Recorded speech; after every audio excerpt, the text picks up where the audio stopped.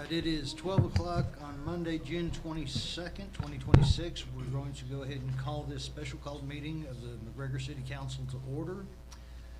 We do not have on our agenda for public comments. However, if there is an agenda item that you'd like to speak on, please come up and sign up to speak.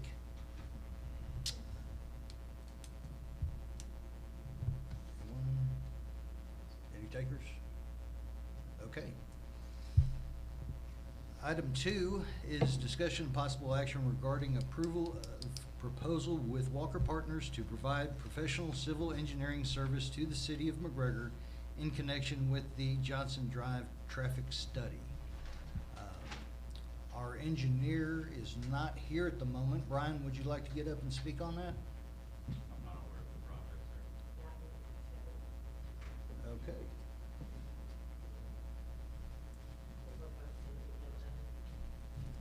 So we will wait for our city manager to come back in to give us a presentation on that.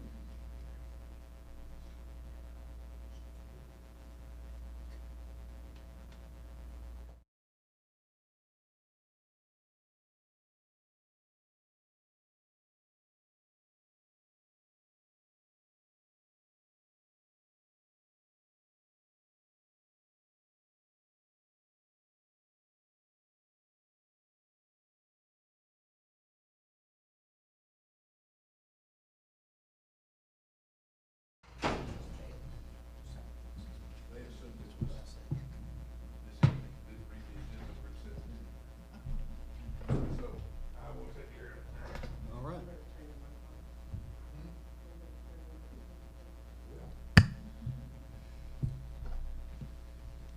Okay. Item 2, professional civil engineering service for city in connection with Johnson Drive traffic study. Excuse me. The new school is going to require a new school zone. We, through Walker Partners, hired someone to take care of that. It's about a $46,000 tag plus expenses, and the school system will pay for half of that. And so that's what it is. The study's already underway, but we need to get this contractually bound through Walker Partners to use the sub that's out of Wichita, Kansas. But it's a guy who does traffic studies for schools all over the place. And we need it. Hopefully it's close to finished up. This gets it contractually dots the I's, across the T's. But we need to get this study complete and begin installation of the necessary equipment as soon as we can to make the school opening in August. All right. About how long does that traffic study take? Traffic study should be finished. Okay. They had all the information gathered as of last week. All right. Council have any other questions? What's the outcome? Is it just the school zone and the speed limit for the school zone and markings and identification? What's in the scope? What's the desired outcome? You just named it, almost every bit of it. Do we feel like it's gonna be representative without the other projects underway and They're school aware, traffic? they're aware of the other projects and the traffic's gonna be involved. I'm pretty sure you're gonna see a traffic limit drop, and we'll be looking at the speed limit every year anyway. So we can consider in this, the speed limit on Johnson Drive as a whole? Oh, yeah, absolutely.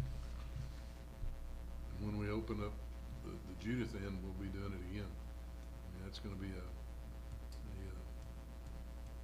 it's a residential area, so it's gonna have to be slowed down. The south end won't be. That'll also encourage them to go south instead of from the north. But all of that's why you get a good qualified traffic engineer, so they can model that stuff. All right. Do we have any further questions? All right. I would entertain a motion. I make a motion to approve the proposal with Walker Partners to provide professional civil engineering service to the city of McGregor in connection with Johnson Drive traffic study. We have a motion and a second. Is there any further discussion? Hearing none, all those in favor say aye. Aye. Any opposed, nay. That motion carries. Okay, we're gonna go on to item 3, discussion and possible action regarding approval of proposal with Walker Partners to provide professional civil engineering service to the city of McGregor in connection with the Water Master Plan Phase 1. Our master plan is out of date. A lot of it's been completed, but when our master plan was done, there was absolutely no discussion of things like Central Texas Water Alliance, things like additional water from Lake Whitney, possible because of the abandonment of the generation facility there. And also, we have hired a water modeler for the well field and for the Southern Trinity wells that we have here in town. And we need to proceed with redoing the water master plan. This will be an item that'd be in the budget for this upcoming year, which means I'm gonna have to change my preliminary numbers anyway. And we're gonna do it 2 phases. Phase 1 would be for the industrial park, and phase 2 would be for the balance of the community, only because of the time involved. The need to make sure we've got a handle on the industrial park is now. And we've been working on some of this stuff individually for a while, but we need to put it all in one box and analyze it together. And that's what this is from Jed. I would recommend that we go ahead and move forward with this. And it's, I think he gave us an estimate of the phase 1 numbers. Those numbers are gonna come out of the McGregor Industrial Park Fund, where we have the money from sales land and lease land percentage and stuff like that there. And it's already covered in cash now as far as the cost of this part of it.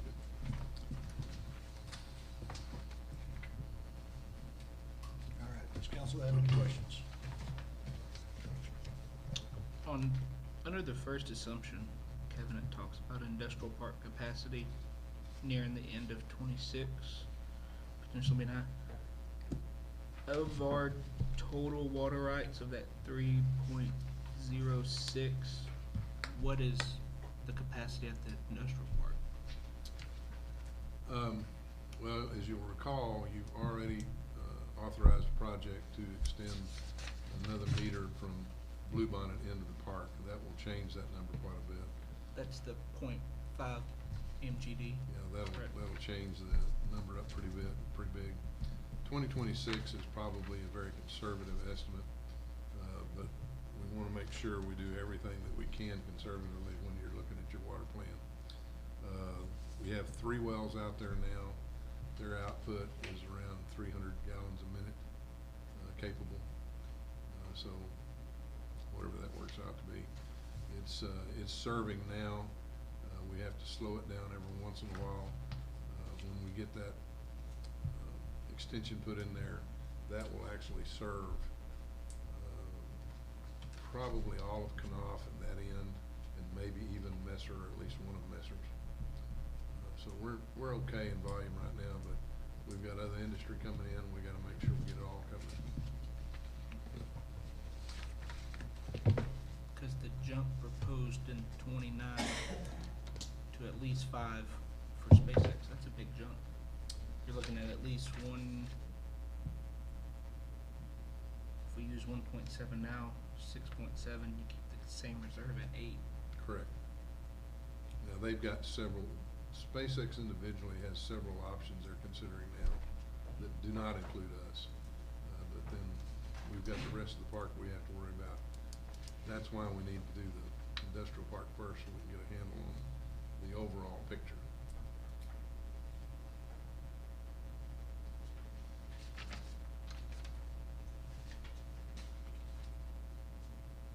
And this is just, this item is just for the engineering services Yes, correct. to confirm the assumptions.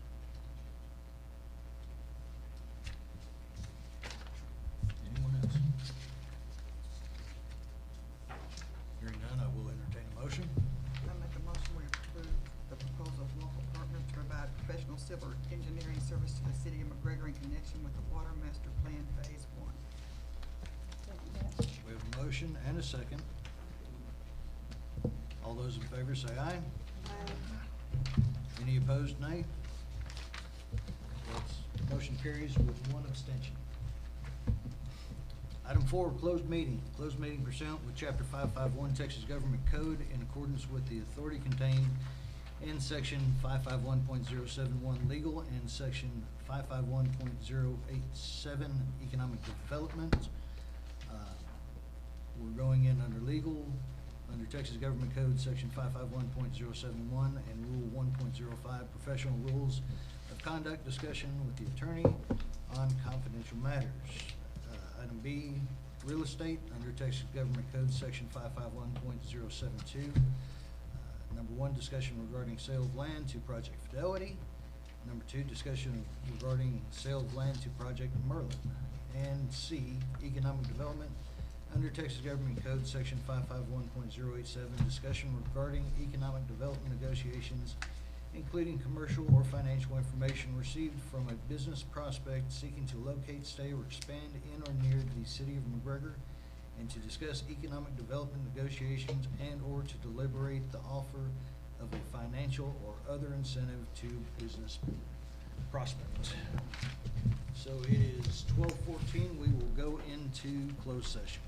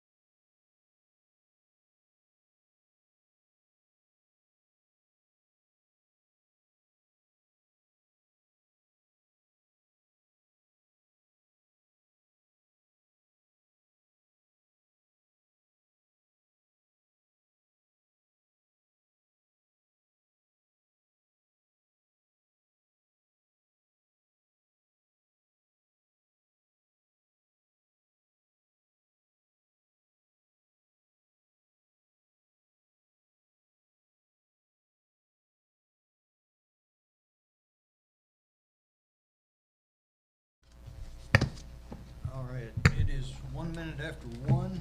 We're gonna come back into open session. Agenda item number 5, discussion possible action regarding approval of the sale of 124 plus or minus acres, a portion of property ID 135917 to Fidelity Manufacturing. Mr. Ford, the floor is yours. Thank you, sir. Good afternoon, Mayor and Council. Bradley Ford. I'm here on behalf of Fidelity Manufacturing. You may be familiar with Fidelity. They recently signed a lease for a portion of the old Ferguson facility here in McGregor. The development agreement on your agenda today contemplates, though, a new construction project in the McGregor Industrial Park, as well as a sale of 124 acres in the park.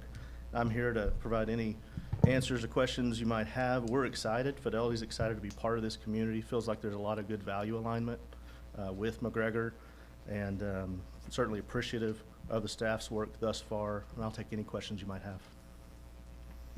Okay, council, I actually had the opportunity to go to Ocala, Florida, to see their facilities. They are very quality people, quality facilities, and me personally, I think they would make a great addition to our community. So if you have any questions for Mr. Ford right now?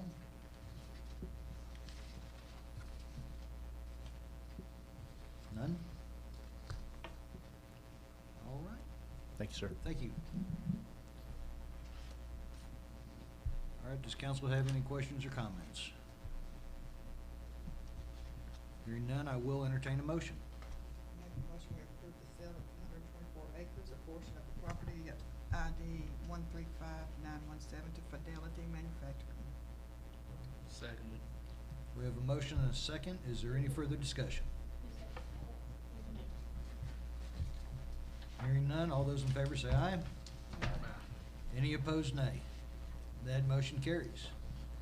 Item 6, discussion and possible action regarding approval of the sale of 499 plus minus acres, a portion of the property ID 135917 to GXMG LLC. Council, Drew is, Mr. Luna is here to make a presentation concerning this item.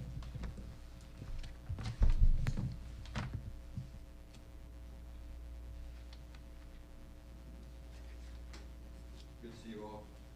First of all, thank you for having us. Thank you for giving me the opportunity to present.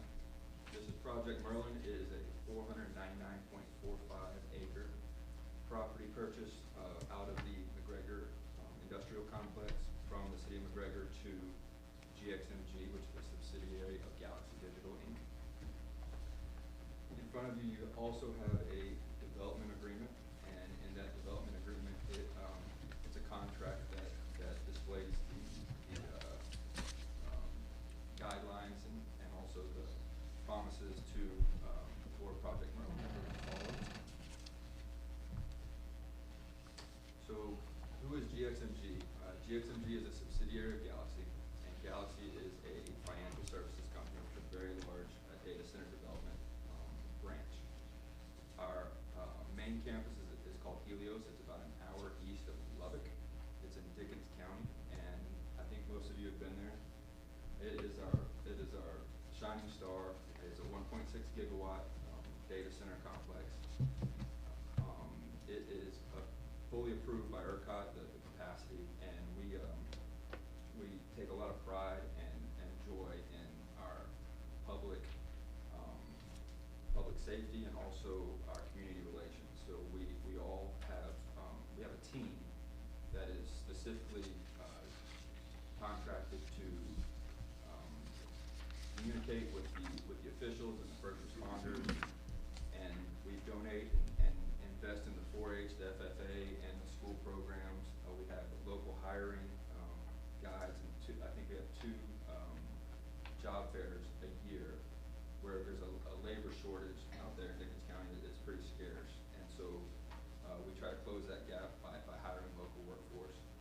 And there's a very beneficial economic impact to Dickens County, and we plan on bringing some of that impact over to will say Helios is a much bigger campus than what we have planned for Project Merlin, but the benefits are scalable. So the economic benefits here, these numbers are all contractual within the development agreement. It's a $400 million minimum long-term capital investment, along with $130 million property tax base, and obviously the direct land purchase. And also, we are obligated to create 30 full-time employees with a minimum job, with a minimum salary of $60,000 a year. And most of the time when data center companies are being incentivized to come to a city or come to a location, they're incentivized by tax cuts and tax abatements, and we're not doing any of that here. We're gonna pay our full share, no tax abatement requested, full tax obligations apply, and these numbers, that they're the minimum. We didn't wanna overvalue or overestimate what we could do, and we wanted to make sure what we told you we could hit and accomplish, and I think it's I gotta give credit to the city council and also Kevin to really understand our business and understand that, and vet us as a veteran data center developer. We're not a fly-by-night company. We've developed data centers in the past, and there's not very many companies that can say they've done that. And so when we tell you we can hit these numbers, we mean it because we fully vetted it. And that's also saying that these are the minimum. So that $400 million capital investment, we're gonna hit that. It's probably gonna be more. And same thing with the 30 full-time jobs and also the $60,000 per year. That's a minimum. And all those numbers, they are within the development agreement, and which we are obligated to adhere to. Also, yep, I went over the tax abatement issue. So whenever people hear and talk about data centers, there's the three big buzzwords. It's water, it's noise, and it's also power. And all three of those issues are covered extensively within the development agreement. So water usage, within the development agreement, we're capped at 3,000 gallons per day per powered shell, and we are only allowed up to 10 powered shells, but realistically speaking, we're not gonna hit that. We're probably gonna be, about 5. We also use a closed loop cooling system, and basically we flood the water system and we reuse that water consistently. The only time we would have to reflood is if we have some maintenance issues or there's a leak or some heavy condensate. There's also gonna be some on-site storage to where we can minimize any type of drawdown from any municipal or city water. And like I said, we're capped at that 3,000 gallons per day, and that 3,000 gallons per day is about a little bit more than a small restaurant. I think the small restaurant here does about 2,400, 2,500 gallons a day. And once again, this is at zero cost to the city. We're gonna pay for any type of interconnection to the city system, and also we're gonna pay for the water itself. It's not like we're getting a free ride out of this. So when it comes to noise is actually extremely difficult to contract around, but given Kevin's and Charlie's experience with SpaceX, that they've really been able to help guide us through contracting around noise. And so what we did a baseline study, and we took monitors out there recently and put them on the north side and the east side of the property. And we got a baseline reading of 64.7, 60, 61, 61. And we came to the conclusion that we are not going to exceed 65 decibels. And so basically when you go out there today, what you hear today is what you're gonna hear when we're operating. And there's three things that somewhat make noise whenever we're operating. It's our powered shell, it's our chillers, and it's our generators. So with our powered shell, we use a design. We mitigate via design with a box within a box within a box system. So we have our computers, our GPUs within a building, and then we build another building around it for airflow, and then we build another building around it for administrative purposes. So box within a box, and you can go outside these powered shells, and also it's 11-inch precast concrete walls. So you can go be right outside the powered shell and not hear a thing, not hear the computers. Also with we'll go with the generators next. So the generators, we We don't know for sure if we're gonna put generators out there yet, depending on our design, but if we do, there are some high-tech muffler systems, and I'm not positive, but maybe Fidelity, designed some of those as well. But, yeah, there's some high-tech muffler systems that can really, suppress the sound, and, I'm not worried at all about the noise from the generators. And then we have the chillers. The chillers are not specifically loud to begin with. I think we were on a tour a month or two ago, and I think Alfredo asked me, he's like, hey, are those chillers on? I said, no, they're not on yet. They're not commissioned yet. And then 5 minutes later, Austin said, well, these chillers are running right here, and we couldn't even hear them. So they're not super loud to begin with, but there are mitigation things that we can do. We can throw up sound barriers, we can throw up trees, we can throw up blankets on the chillers to really get that sound down. But at the end of the day, we're gonna stay below 65 decibels. It's gonna be exactly what you hear out there now. So power infrastructure, we do use power, but there's gonna be some upgrades to the system. We pay for all modifications, any modification to the existing transmission lines. We're also gonna build our own separate private substation, completely, totally funded by us, and the existing ratepayers face no risk of financial liability with that. Also, the existing ratepayers face no risk to stranded infrastructure, because we're going to be paying for those upgrades.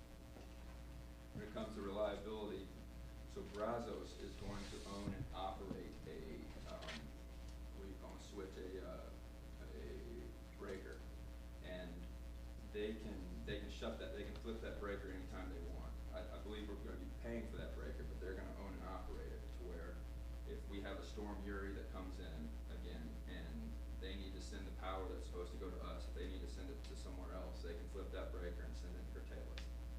They have the ability to do so.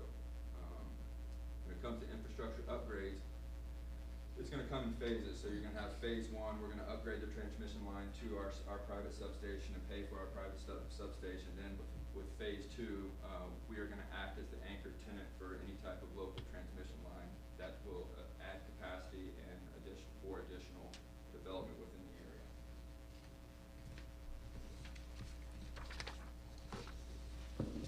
Yeah, closing out a little bit, but wanted to bring up Governor Abbott's directive, his memo. On June 10th, he sent out a memo stating a few things. One, that data center companies, they're going to have to pay their full share of the infrastructure upgrade costs.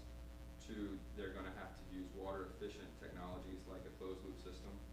Also, they're gonna have to do a lot of reporting when it comes to water usage and electricity usage. And then also we have to use best practices for noise abatement as well. And I'd like to point out that this came out on June 10th, I believe, and we had been negotiating this development agreement for 6 or 7 months.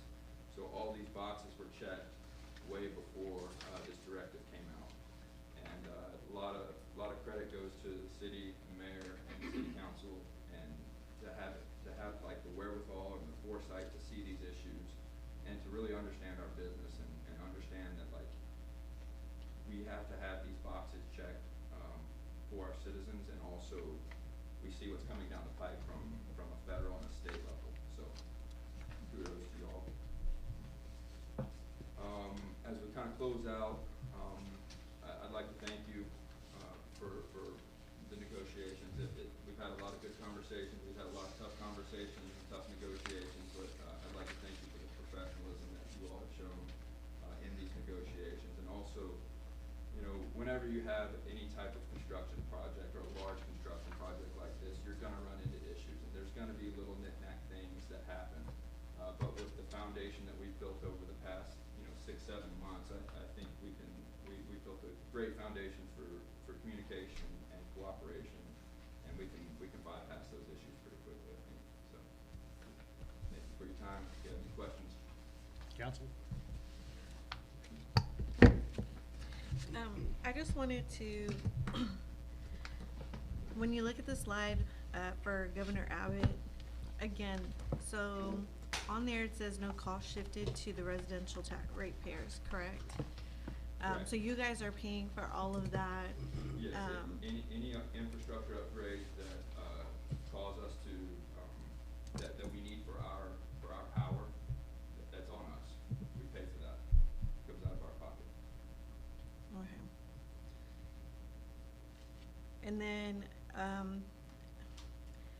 you know, you hear residents say, you know, water concern. So I heard you say closed loop cooling systems, you know.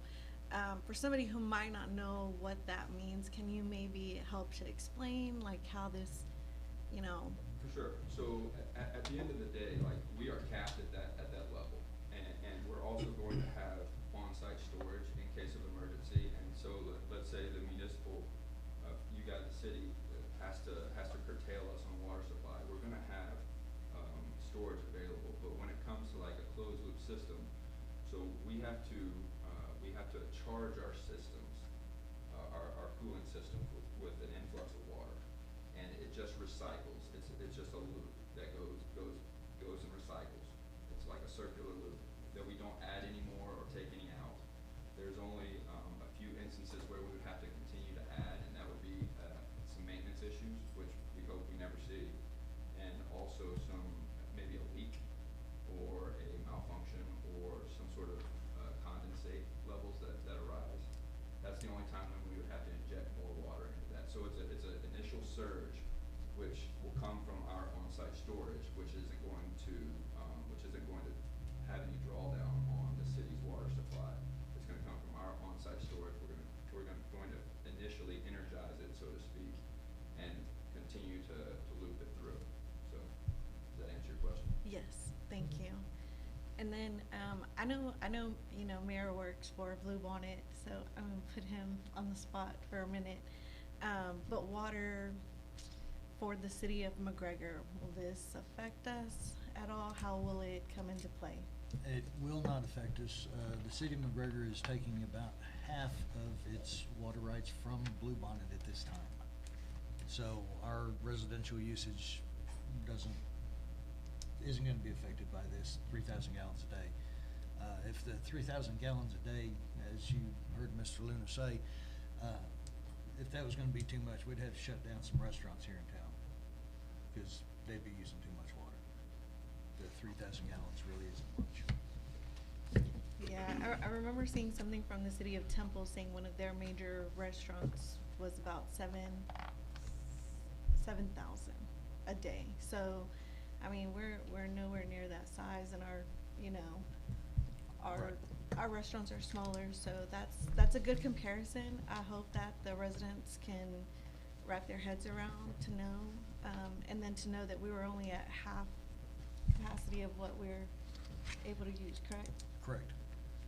So, And when we were going through negotiations about water usage, we consulted the mayor and Kevin and pretty much said, hey, what can you guys do? Here's what we need. And if you guys said, hey, we can't do this, we can't give you guys this water, then we wouldn't be out here today. and then as, everyone on council who made a trip, I believe, was it everyone?